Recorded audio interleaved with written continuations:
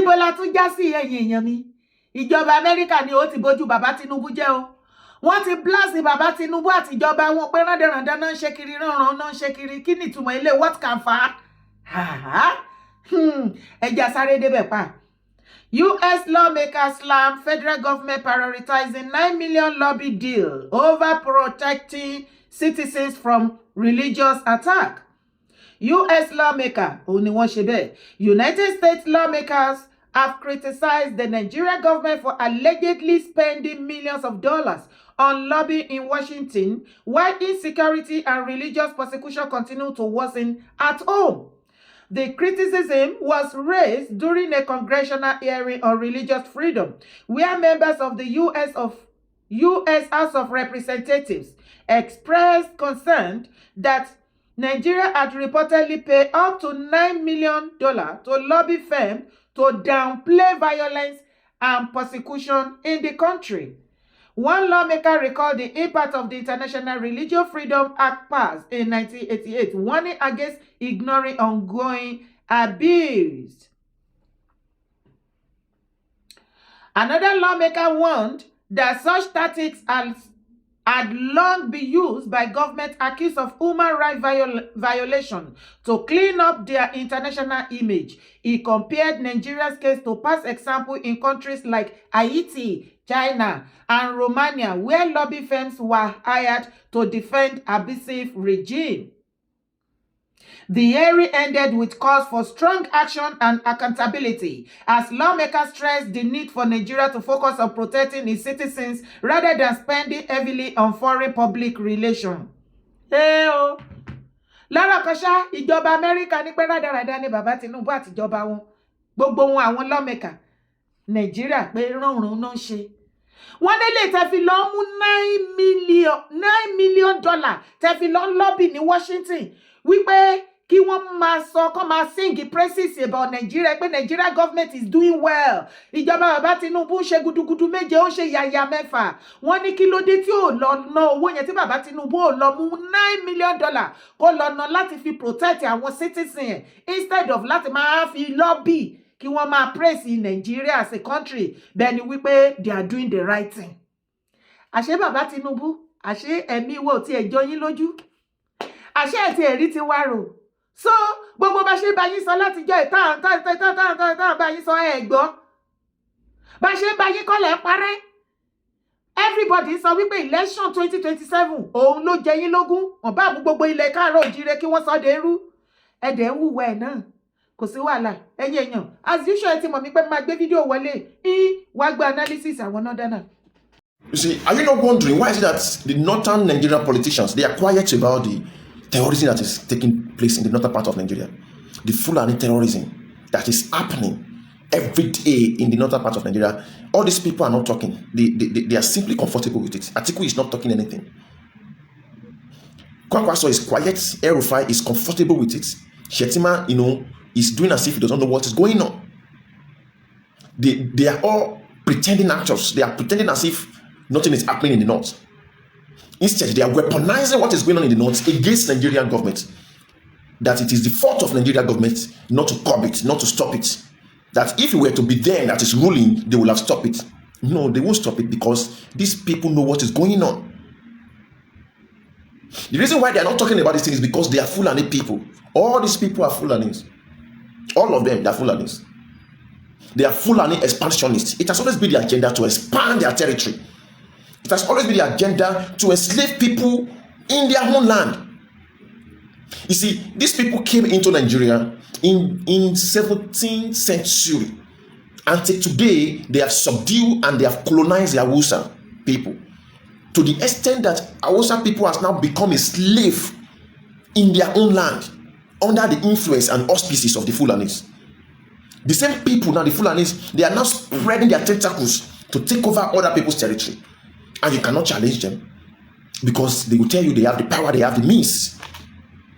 If you try to defend yourself against these people, they will fight you. Why? Because they have infiltrated our government, they have infiltrated our military, our force. They are everywhere. To make it worse, they have the full backing of UK, in particular UK and some European nations. who keep supporting these people, who keep praising them, applauding them for what they're doing, telling us that yes, they are structured, they know how to pilot government. No, I'm asking. That is why you see BBC is not talking about what is going on in the northern part of Nigeria.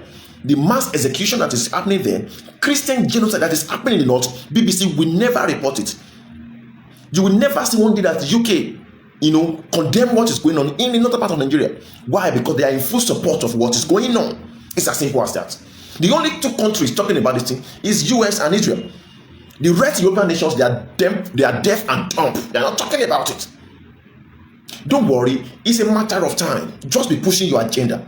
Continue pushing that Islamization agenda.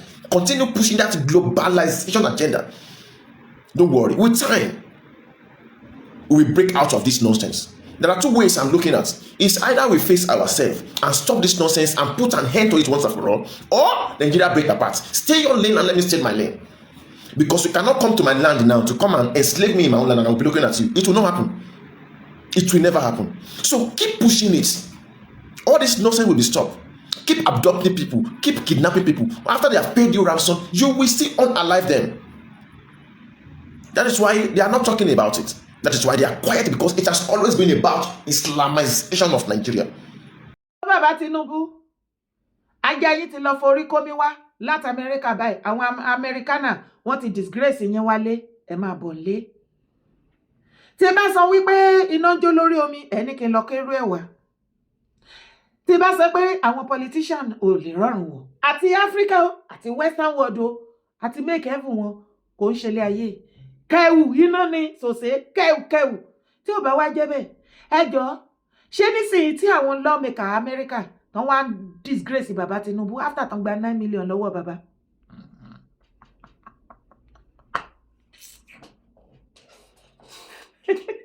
Ọ̀rọ̀ pèsè jẹ́, ó sú mi your worship.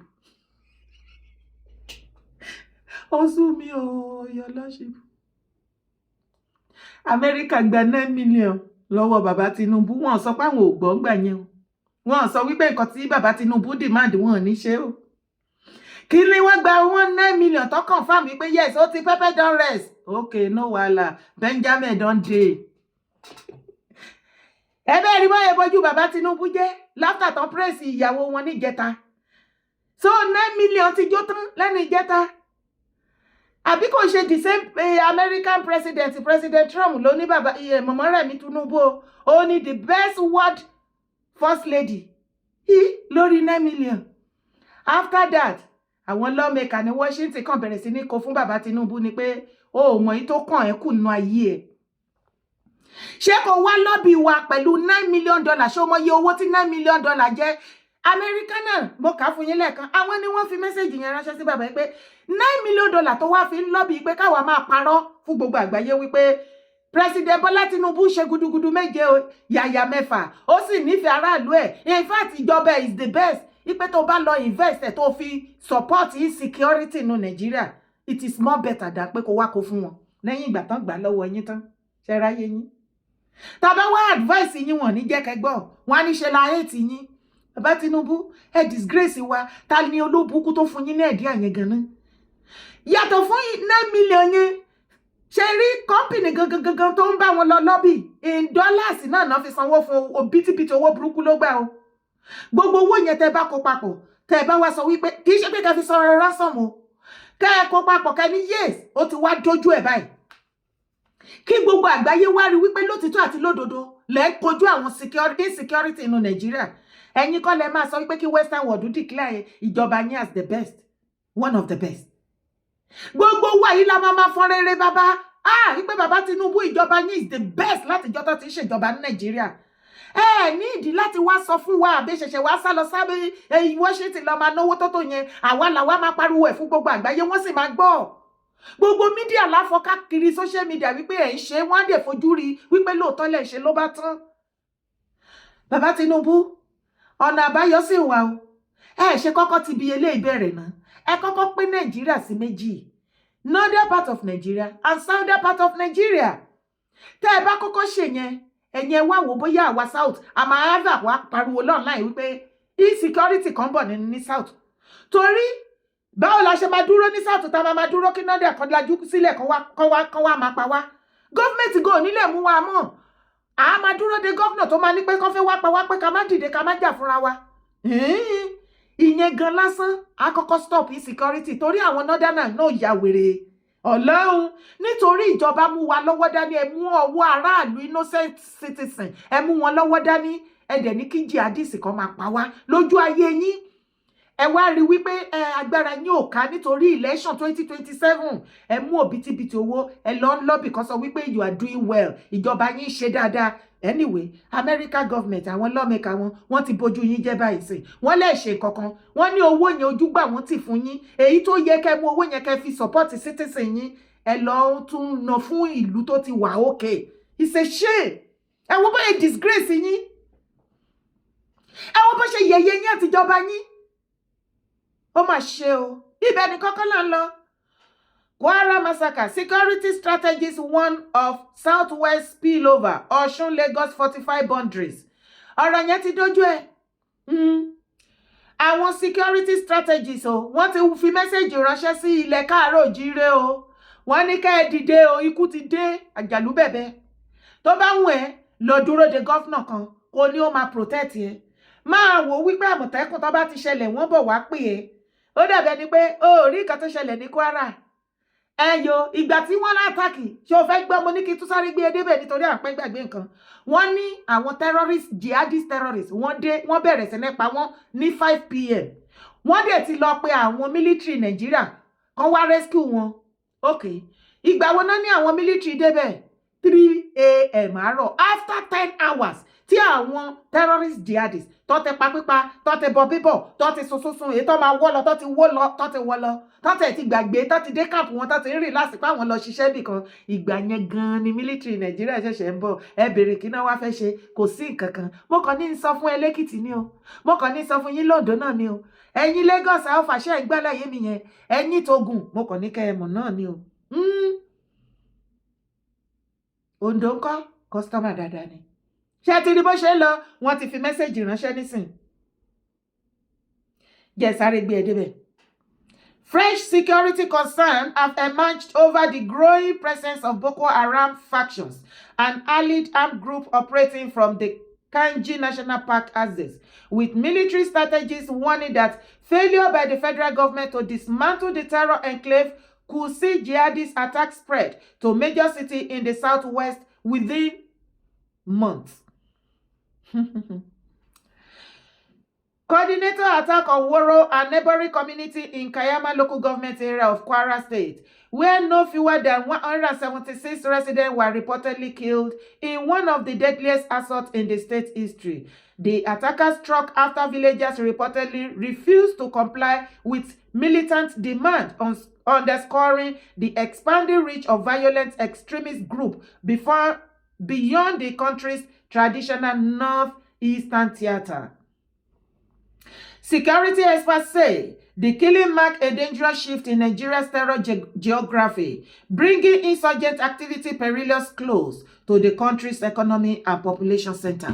Lọ́rọ̀ kan ṣá, wọ́n ti jẹ́ kó yé ìwọ àti èmi wípé ilẹ̀ Yorùbá within a month nsìn wọ́n ní kẹ́ get ready ẹ má lójú oorun o. Wọ́n bọ̀ back to back. Ìwọ tó bá fẹ́ ṣe fídíò get ready dáadáa ṣẹ̀bẹ́ ọ̀pọ̀lọpọ̀ yín fídíò lẹ fẹ́ wá ṣe ṣùgbọ́n àpọ̀mọ́ ẹ̀yin tẹ́ máa jẹ́ victim ni ṣé mọ̀ pọ́n ti lọ́nbọ̀ after Kwara wọ́n ti lọ́yọ̀ọ́ lókàn ẹ̀yin tọ́yọ́ Ọlọ́run dẹ̀ bá yín ṣe ó ti dandan kó wá físìtì yín lọ́yọ̀ọ́ àtọ̀ṣun ó nọ́mà ṣebí gbogbo governorship candidate yín ló ń pledge fún sharia pé tẹ́ bá ti lè dìbò fún wọn báyìí sharia law náà máa kọ́kọ́ ṣe fún yín ẹ kú oríire o ẹ mọ̀ gbà tó ti ń ṣẹlẹ̀ tí mo ti congratulate yín congratulations lọ́yọ̀ọ́ state ẹ wá wo fídíò. Gọ́vnà Dàpọ̀ Abíọ́dún olè Tókunbọ̀ Tálábì olè Dàpọ̀ Òkúbádéjọ olè Bàbá Ọ̀ṣọ́bà oníjẹkújẹ. Gọ́vnà Dàpọ̀ Abíọ́dún ṣẹ́rí tí ògbó bá ń jẹ tán lọ́hùn tẹ bá ṣe ń ṣe tán as a gọ́vnà ẹ máa ṣe ẹ̀wọ̀n.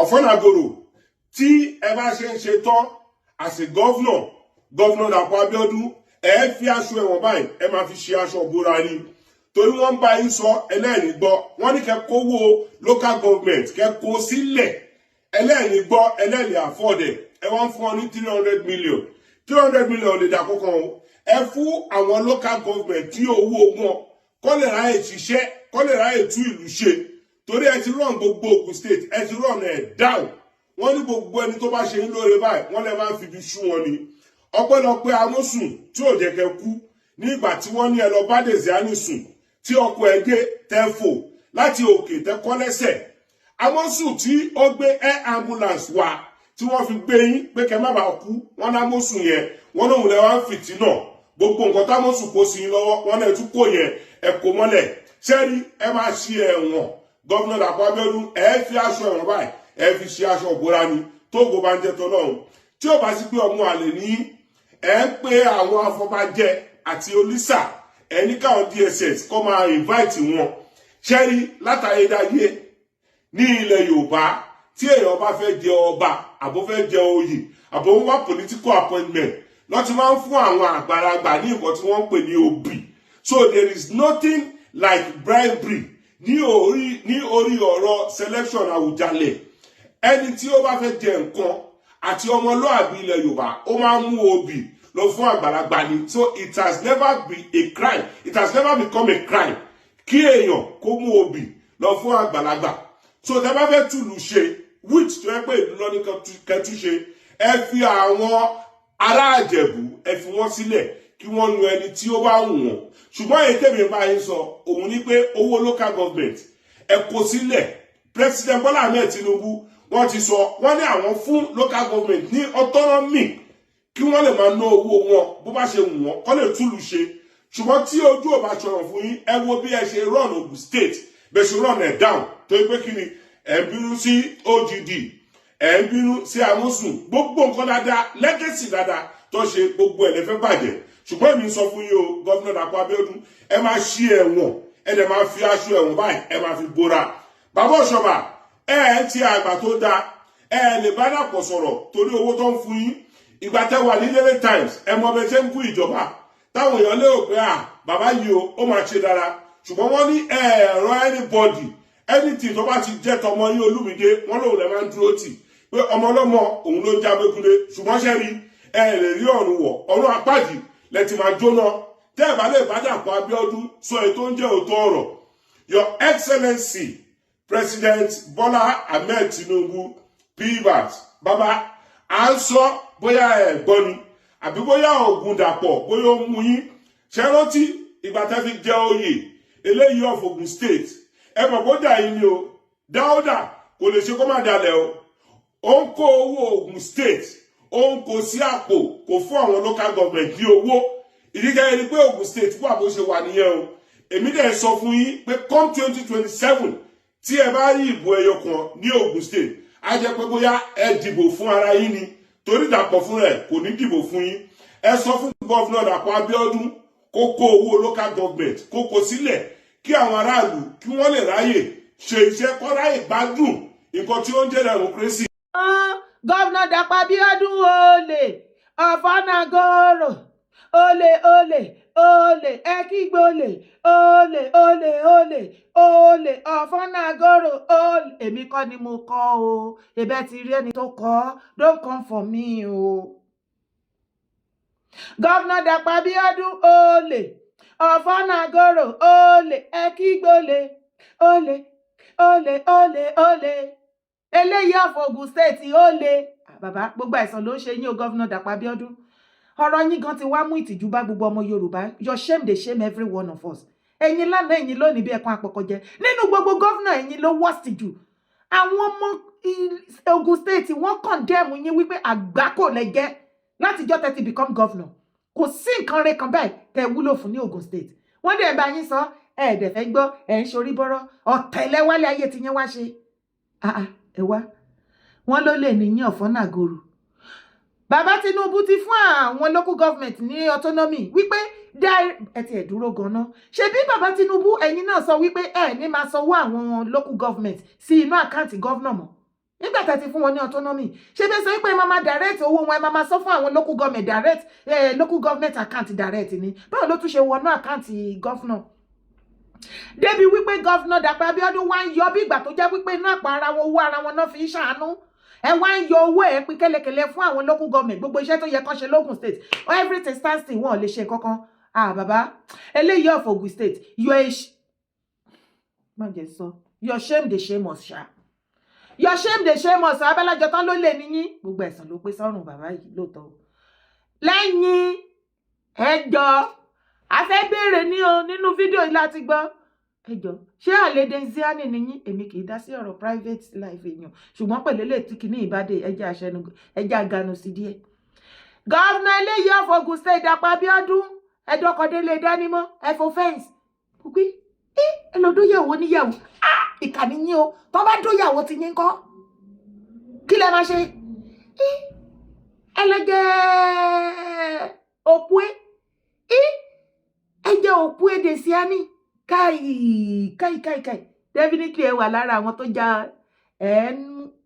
àṣìẹ̀dẹ̀ síání àṣìẹ̀dí ẹ̀ fún yín nínú owó yìí ó lè kàn yẹ kó wá àrẹ́sì yín mọ́ dẹ́sẹ̀ so àlejò síání nìyí ẹ mọ̀ ipò lọ́kọ ẹ̀dẹ̀ tún lọ ń jẹ òpó ẹ lọ ń jẹ pòtẹ́tò ìyàwó ilé oníyàwó ilé bàbá ẹ wà òkè ẹ̀yin wá jọ́ǹpù fẹ́ǹsì ẹ kán lẹ́sẹ̀ bàbá mọ́sù tọ́tún ló tún wá gbà yín lẹ̀ pé káṣírí má tún tán wá sáré gbé yín níbi tí ọkọ̀ Desiani ti wọlé dé ọba má wàá gbé yín kán jẹ́ kí ọkọ̀ Desiani bá yín mọ́bẹ̀ kán gé yín kẹ́dí mi kútúrú méjàjà so bàbá mọ́sù yẹn lẹ̀ lu wá kógun tì nísìn ó ti pẹ́ táwọn ọmọ Ògùn state ti ń sọ wípé kò sí nǹkan méjì tẹ́ wúlò fún gọ́vnà Dàpọ̀ Abíọ́dún wọ́n ní ijó ni lẹ́yìn ijó pati ijó pati mọ̀ ju yẹn lọ àtìgbà yẹn mo wá mọ́nítọ̀ yín back to back ṣe rí Ògùn at 50 tẹ́lẹ̀ ṣe yìí ẹjọ́ wẹ́tẹ́ ẹjọ́ ṣíọ̀ mo wá fẹ́ béèrè lọ́wọ́ yín gọ́vnà Dàpọ̀ Abíọ́dún pẹ̀lú bó ṣe ń lẹ́yìn lókùúta online ní tìjú sá o kí ló ń dùn nínú yín tẹ́yìn ijó tó yẹn kò sí gbogbo ijó latest style tí àwọn jẹ́nsí ń jó tí bàbá yóò display ní láàrin rẹ̀ lẹ́yìn gbogbo ìlú yẹn ẹ̀mí ìsẹ̀ ẹyọ kan àwa fẹ́ béèrè lọ́wọ́ yín achievement wo gan lẹ ṣe kí ni kò ríire tẹ́ ṣe sí Ògùn state tí gbogbo wọn lẹ́yìn lóko tó ń dùn nínú yín tẹ́ ṣe rí jójó tó yẹn lẹ́yìn ẹ̀yìn àlè gọ́vnà Dàpọ̀ Abíọ́dún ẹ̀yìn àlè wọ́n tún lọ́ọ́ fọ́ nàgòrò ní yín olè ọ̀dọ́kọ òpùrọ́ ẹ máa parọ́ náà mẹ́ta ni ó ti di dandan ẹ máa kó ẹ tẹjú mọ́ bàbá yìí ó máa parọ́ nígbà tó ti ní ẹ ń jalè ó ń dọ́kọ ó máa parọ́ wọ́n wá paríparí ẹ̀ wọ́n lẹ́yìn ọ̀fọ́n náà gòrò káì wọ́n lẹ́ máa ṣẹ̀wọ̀n ẹ máa faṣọ pépé roko ọba nítorí kọ́ ẹ má bàa faṣọ pépé roko ọba ẹ wá lọ sásábẹ́ bàbá Tinubu ẹ lọ ń ṣe òfìtótó ẹ lọ ń parọ́ ẹ lọ ń ba ti àwọn èèyàn tẹ́jọ́jọ́ mọ́ bàbá Tinubu ẹ lọ ń ba yé ara wọn jẹ́ lọ́dọ̀ bàbá Tinubu torí kẹ́ lè rojú rere wọn ṣebí ní 2023 presidential election ṣebẹ́ gbógun ti ìjọba bàbá Tinubu pé kò ní wọlé tí inú fi bí Tinubu tó ní eléyìí of Ogun state without òun Tinubu you can never be a governor gbogbo yín lòún gbé lẹ́yìn ẹ wá fẹ́ yín yẹn gé oúnjẹ àgbàgbé ẹ ṣeun jàre Balógun Èkó ṣùgbọ́n Balógun ẹ̀yin náà lè túlù o àbí kò yẹ yín báyìí nísìnyí ẹ ti mọ̀ wípé ẹ ṣiṣẹ́ rere sílẹ̀ tẹ́ bá ti kúrò as a governor EFCC ń bọ̀ wá gbé yín ok bàbá Tinubu wọn náà ti fi mẹ́sẹ̀gì ránṣẹ́ sí yín wọ́n ti ṣàlàyé títí ẹ̀kọ́ tí ọ̀gbọ́n yìí sí kò sí wàhálà wọ́n wá ti jẹ́ kó yé yín àwọn ọmọ Ògùn ti yí pin fún yín báyìí pé ẹ má expect ìbò kankan o tó bá ti jẹ́ pé ẹ̀yìn eléyìí of Ogun state lẹ́wà tẹ́ ẹ̀ gbọ́rọ̀ ẹnu wọn wọ́n ní wọ́n máa bojú yín jẹ́ ní next year wọ́n ní ìbò ẹyọ kan báyìí ẹ̀ ní rí ṣe gbá ìbò ní Ogun state kí ló dé àwọn politician ti báyé jẹ́ ti bọ̀rún sí jẹ́ gbogbo ọmọ Yorùbá ẹ jẹ́ dìde ká wá fẹ́ ṣe máa protect ara yín kẹ́ má dúró dé Àmọ̀tẹ́kùn ọlọ́pàá kìnnì kan wọ́n ti ní the next 1 month àwọn ará bí máa yabo gbogbo ilẹ̀ Yorùbá insecurity strategist àwọn ni wọ́n sànde o tó bá wù yín ẹ̀gbọ́ tó bá wù yín ẹ má gbọ́ mo ti sọ tèmi o ọrùn mi mọ́ orúkọ tèmi ò yípadà Ìyèdára Kòwé ni mò ń jẹ́ má gbàgbé láti bá mi share síta bye for now.